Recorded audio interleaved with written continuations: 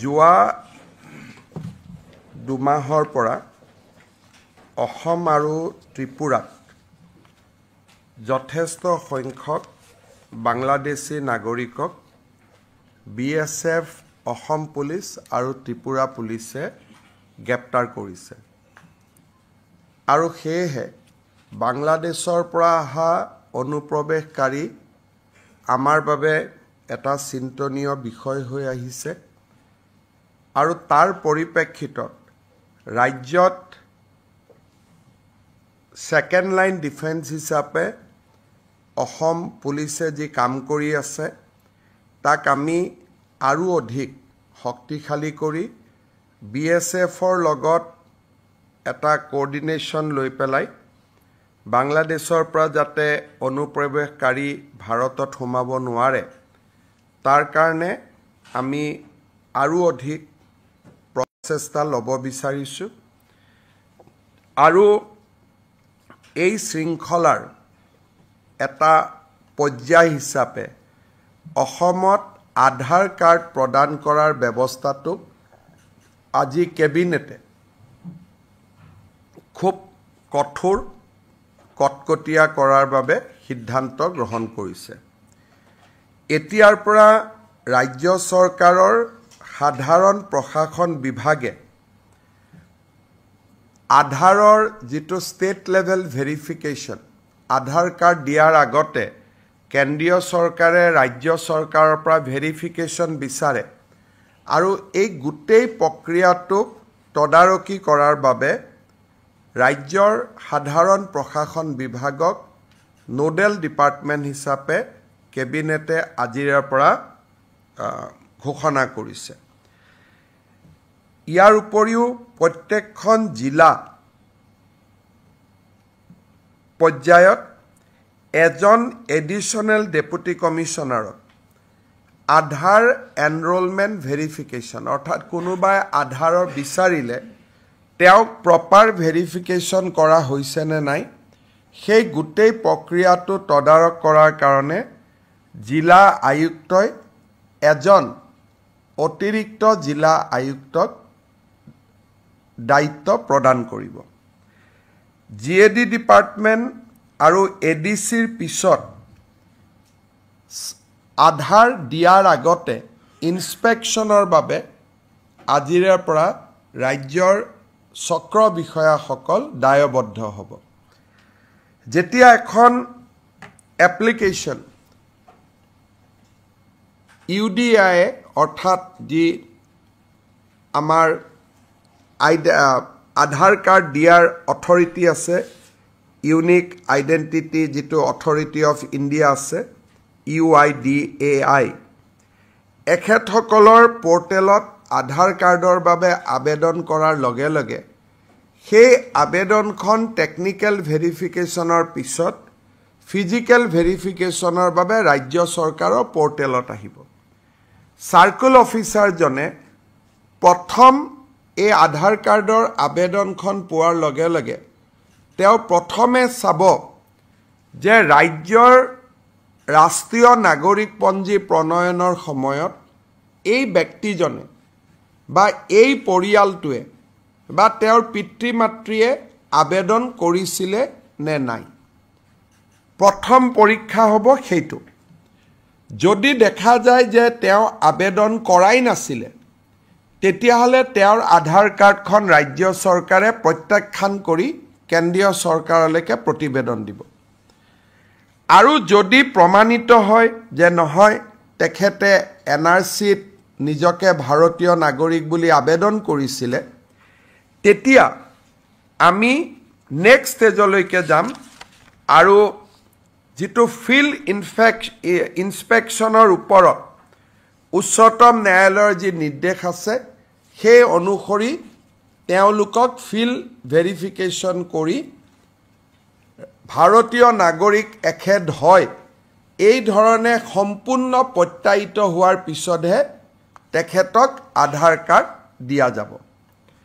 অৱশ্যে যিবিলাক ভাৰত চৰকাৰৰ কৰ্মচাৰী বিভিন্ন কামত 2014 চনৰ পিছৰ পৰা অসমত আছে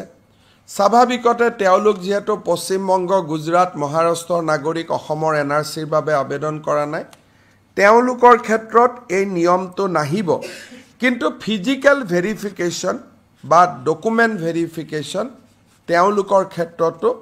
আমি কৰিম ইয়াৰ ফলত ৰাজ্যত আধাৰ কাৰ্ডৰ প্ৰদানৰ ব্যৱস্থাটো আমি অলপ টনকিয়াল কৰিব পাৰিম আৰু কোনো ধৰণৰ সন্দেহযুক্ত নাগৰিকে যাতে আধাৰ কাৰ্ড ল'ব নোৱাৰে তাৰ অন্তত আমি কিছু প্ৰতিবন্ধকতা সৃষ্টি কৰিব পাৰিম এই নিৰ্দেশ আমাৰ বহু অপেক্ষিত নিৰ্দেশ আছিল সাৰ্কেল অফিচাৰসকলে নাজানিছিল যে কেনেকৈ আমি কাক আধাৰ দিব লাগে কাক দিব নালাগে আজিৰ প্ৰায় এই এছঅপিখন কাৰ্যকাৰী হোৱাৰ লগে লগে সাৰ্কেল অফিচাৰসকলে এটা নিৰ্দিষ্ট তদন্তৰ মাজেৰেহে আধাৰ কাৰ্ড দিব পাৰিব এইটো এতিয়াৰ পৰা আৰু স্বয়ংক্ৰিয় ব্যৱস্থা হৈ নাথাকিব যেন আধাৰ আবেদন কৰিলেই আধাৰ পাম তেনেকুৱা ব্যৱস্থা হৈ নাথাকিব আজি কেবিনেটে ই এটা খুব ডাঙৰ আৰু গুৰুত্বপূৰ্ণ সিদ্ধান্ত গ্ৰহণ কৰিছে আৰু আপোনালোকক মই এই কেবিনেটৰ সিদ্ধান্তৰ বিষয়ে অৱগত কৰিছোঁ কেবিনেটে আজি আৰু এটা গুৰুত্বপূৰ্ণ সিদ্ধান্ত লৈছে যোৱা বছৰ আমি কেবিনেটত সিদ্ধান্ত লৈছিলোঁ যে মাটিৰ খাজানা অকল ডিজিটেল নিয়মত দিব পাৰিব অৰ্থাৎ যেটো কয় প্ৰথমতে পোৰ্টেলত ৰেজিষ্ট্ৰেচন কৰিব আধাৰ লিংক কৰিব তাৰ পিছত তেওঁলোকে মাটিৰ খাজানাটো আফটাৰ ৰেজিষ্ট্ৰেচন ডিজিটেলি দি যাব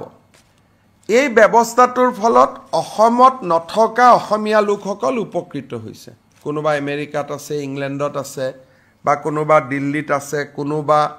ৰাজস্থানত আছে কিন্তু যিসকল দুখীয়া পৰিয়াল আছিল মাৰ্জিনেল ফাৰ্মাৰ্ছ যা সৰু সৰু মাটিৰ মালিক তেওঁলোকে ডিজিটেল খাজানা দিব পৰা নাছিল আৰু এক প্ৰকাৰ আমাৰ ই অলপমান ৰাইজৰ মাজত অলপ কথা বতৰাও আৰম্ভ হৈছিল যে বহুত দিন ধৰি আমি মাটিৰ খাজানা দিব পৰা নাই আজি কেবিনেটে সিদ্ধান্ত লৈছে যে যোনে ডিজিটেলত দিব পাৰে দিয়ক সেই ব্যৱস্থাটো চলি থাকক কিন্তু ৰাজ্যৰ দুখীয়া পট্টাদাৰসকলে বা মাৰ্জিনেল পট্টাদাৰসকলে মধ্যম বৰ্গী পৰিয়ালসকলে মাটিৰ খাজানা দিওতে যাতে কষ্ট নাপায় আগৰ দৰে মৌজাদাৰে নগদ টকালৈ যি মাটিৰ খাজানা ৰিচিভ দিয়াৰ যেটো ব্যৱস্থা আছিল সেই ব্যৱস্থাও চলি থাকিব অৰ্থাৎ এফালে আমি মেনুৱেলিও মাটিৰ খাজানা দিব পাৰিম আৰু কোনোবা দূৰত আছে 200 টকা খাজানা আহিবৰ কাৰণে অসুবিধা তেওঁ ডিজিটেলিও দিব পাৰিব অৰ্থাৎ এতিয়া ডিজিটেল আৰু মেনুৱেল কেশ পেমেন্ট আৰু ই পেমেন্ট দুইটা ব্যৱস্থা আজি কেবিনেটে মুকলি কৰি দিছে ইয়াৰ ফলত ৰাজ্যৰ ক্ষুদ্ৰ পট্টাদাৰসকল দুখীয়া আৰু মধ্যম বৰ্গৰ পট্টাদাৰসকল উপকৃত হ'ব আজি আমাৰ ৰাজ্যৰ কেবিনেটে আৰু এটা গুৰুত্বপূৰ্ণ ভূমিকা সিদ্ধান্ত গ্ৰহণ কৰিছে আপোনালোকে জানে যে এইবাৰ মিছন বসুন্ধৰাৰ আটাইতকৈ গুৰুত্বপূৰ্ণ লক্ষ্য হ'ল নামঘৰ মন্দিৰ বিদ্যালয় ক্লাব মহিলা সংঘ সামাজিক অনুষ্ঠানসমূহে যাতে মাটিৰ পট্টা পাব পাৰে কিন্তু মাটিৰ পট্টা পাবলৈ ৰেজিষ্ট্ৰেচন কৰিব লাগে সোসাইটিটো আৰু সোসাইটিটোক ৰেজিষ্ট্ৰেচন কৰোতে মানুহৰ অসুবিধা হয় 3 বছৰৰ চাৰ্টাৰ্ড একাউন্টেন্সিৰ সাৰ্টিফিকেট লাগে অডিট সাৰ্টিফিকেট লাগে আজি কেবিনেটে সিদ্ধান্ত কৰিছে যাতে মিছন বসুন্ধৰাত এই নামঘৰ মন্দিৰ স্কুল ক্লাব মহিলা সংঘই মাটিৰ পট্টা পাব পাৰে সেই কাৰণে তেওঁলোকে সোসাইটি ৰেজিষ্ট্ৰেচন এক্টত পঞ্জীকৰণ কৰিব গলে 3 বছৰৰ চাৰ্টাৰ্ড একাউন্টেন্টৰ হিচাপ থকা কোনো অডিট ৰিপৰ্টৰ প্ৰয়োজন নহব এতিয়া সেই ব্যৱস্থাটো আজিৰ পৰা আমি উঠাই দিছো মিছন বসুন্ধৰা পৰ্যায়লৈকে যেতিয়া বসুন্ধৰা পাৰ হৈ যাব তেতিয়া আকৌ এই নিয়মটো আহিব লগতে বহুতৰ আগত ৰেজিষ্ট্ৰেশ্যন আছিলে কিন্তু ৰিনিউৱেল নকৰাৰ কাৰণে তেওঁলোকে 40-45,000 টকা ফাইন দিব লাগে আৰু ইমান টকা ফাইন দিব লাগে কাৰণে মানুহে ৰেজিষ্ট্ৰেশ্যনো ৰিনিউ কৰা নাই আৰু বসুন্ধৰাটো মাটি নাপাব সেইকাৰণে আজি আমি সিদ্ধান্ত লৈছো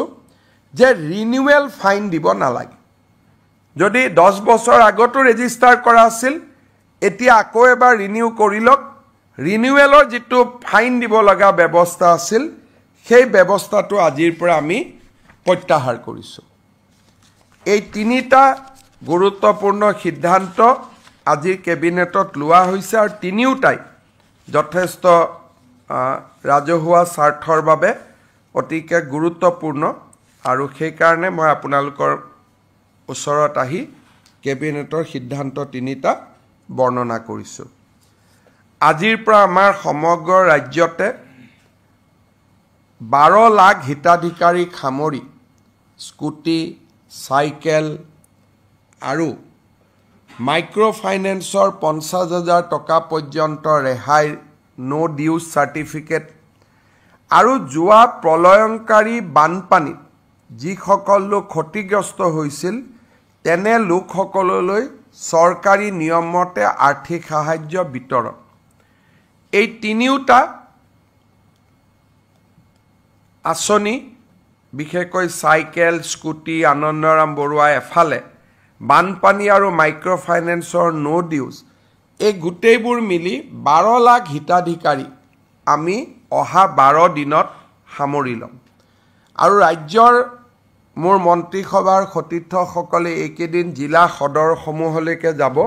আৰু এই অনুষ্ঠানত ভাগ ল'ব মোৰ পৰ্যায়তো যোৰহাট গোলাঘাট ডিব্ৰুগড় লখিমপুৰৰ সভাত ময়ো যোগদানৰ বাবে প্ৰচেষ্টা কৰিম নগাঁৱতো 20 তাৰিখে যাম অহা 15 তাৰিখে আমাৰ ৰাজ্যত অতিৰিক্তকৈ 18 লাখ ব্যক্তিক ৰেচন কাৰ্ড পৰিয়াল পৰিচয় পত্ৰ প্ৰদানৰো আমি ব্যৱস্থা হাতত ল'ম সমান্তৰালভাৱে অহা 15 তাৰিখৰ পৰা 28 তাৰিখলৈকে অৰুণোদয় 3.0 অৰ্থাৎ তৃতীয় সংস্কৰণৰ বাবে 37 লাখ হিতাধিকাৰীক অন্তৰ্ভুক্তিকৰণৰ বাবে গাঁও সভাসমূহ অনুষ্ঠিত হ'ব মই যিসকল ৰাইজে অৰুণোদয় আঁচনি বিচাৰে তেওঁলোকক অত্যন্ত উৎসাহেৰে সৈতে এই গাঁও সভাসমূহত যোগদানৰ বাবে বিনম্ৰ আহ্বান জনাম 19 আমাৰ প্ৰায় 22 তাৰিখলৈকে 12 দিন 23 তাৰিখলৈকে কাৰ্যসূচী চলিব আৰু ইয়াৰ পিছত আমি অৰুণোদয় সপ্তাহ 15 পৰা 28 তাৰিখলৈকে আমি চলাই যাম বা গাঁও সভা চলাই যাম যাতে আমি হিতাধিকাৰীসকলৰ নিৰ্বাচনৰ প্ৰক্ৰিয়া এখোজ আগুৱাই লৈ যাব পাৰো অৱশ্যে ষষ্ঠ অনুসূচীৰ যিবিলাক জিলা আছে তাত অৰুণোদয় হিতাধিকাৰী নিৰ্বাচনৰ কাম আমি জানুৱাৰী মাহত কৰিম 16, 17, 18 তাৰিখ তিনিটা দিন মই অসম আৰু ভাৰতত নাথাকিম ভূটানৰ ৰজাই তেওঁলোকৰ ভূটানৰ নেশ্যনেল ডেট এইবাৰ উপস্থিত থকাৰ বাবে মোক নিমন্ত্ৰণ কৰিছে আৰু সেইবাবে অহা 17 তাৰিখে ভূটানৰ নেশ্যনেল ডেট অংশগ্ৰহণ কৰিবৰ বাবে মই ভূটানলৈ যাম আৰু মোৰ ভূটান যাত্ৰাৰ সময়ত ভূটানৰ সৈতে অসমৰ আৰ্থিক সহযোগিতা বৃদ্ধিৰ বাবে বিশেষকৈ জলসিঞ্চন আঁচনি খোৱাপানী আঁচনি আৰু ভূটানৰ পৰা শক্তি আহৰণ পাৱাৰ সেক্টৰত ভূটানৰ যি হাইডেল পাৱাৰ আছে সেই হাইডেল পাৱাৰ বিলাকৰ পৰা আমি কেনেকৈ উপকৃত হ'ব পাৰিম তাৰ বিষয়ে ভূটান চৰকাৰৰ লগত আমি আলাপ আলোচনা কৰিম আপোনালোকে যদি কিবা খুদিব বিচাৰে খুদিব পাৰে আজিৰ পৰা মৌজাদাৰী ব্যৱস্থাটো আমি শক্তিশালী কৰি দিলো যে আগত যেনেকে মৌজাদাৰ সকলে টকা লৈ থাকিছিল খাজানা লৈ থাকিছিল 30% তেওঁলোকে কমিশন লয় 70% চৰকাৰক জমা দিয়ে পুৰণা ব্যৱস্থালৈ আজিৰ পৰা আমি আকৌ ঘূৰি গলো কিন্তু সমান্তৰালভাৱে কোনোবাই যদি ডিজিটেলিও পেমেণ্ট কৰে তথাপিতো 30% কমিশ্যন মৌজাদাৰসকলে পাই থাকিব আৰু কবাত তহচিলদাৰ আছে তহচিলদাৰতো 100% চৰকাৰক খাজানা দিব লাগে মোটামুটি আমি খাজানা সংগ্ৰহৰ পুৰণা নীতিটোলৈকেও গলো আৰু ডিস্টেন্সত থকা লোকৰ সুবিধাৰ কাৰণে ই খাজানাটো ৰাখিলো দুইটা আমি মুকলি কৰি ৰাখিলো